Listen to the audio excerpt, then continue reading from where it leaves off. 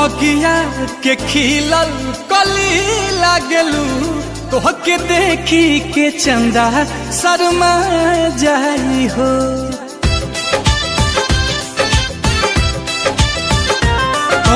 बगिया के खिलल कली लागलू तोहके देखी के चंदा शर्मा जाई हो। देखी के तोहके दिलावा बेकाबू भइल रात के निंदिया दिनवा के चैना दइल तुहरा सूरत पे भंवरा लुभा जाई हो। कौनो बगिया के खिलल कली लागलू तोहके देखी के चंदा शर्मा जाई हो।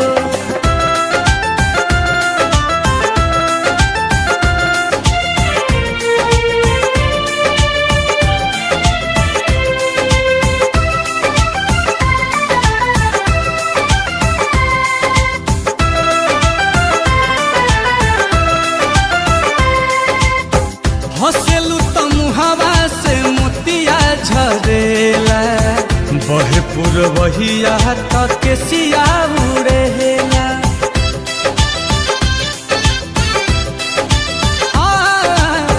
हंसेलू तो मुहावा से मोतिया झरेला बहे पुरवहिया तक के सिया उड़ेला।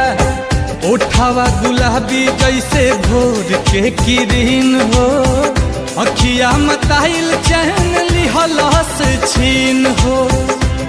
दिल धड़केला तहरे ही नहवे गोरी बाकी मिलबू तो मनवा फूला जाई हो। कौनो बगिया के खिलल कली लागलू तोहके देखी के चंदा शर्मा जाई हो।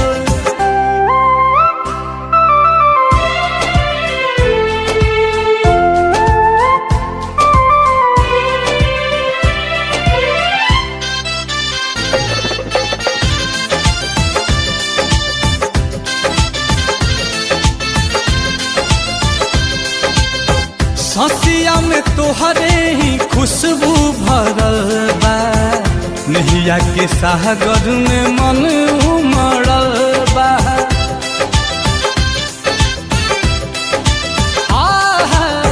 ससिया में तोहरे ही खुशबू भरल बा नहिया के सागर में मन उमड़ल बा।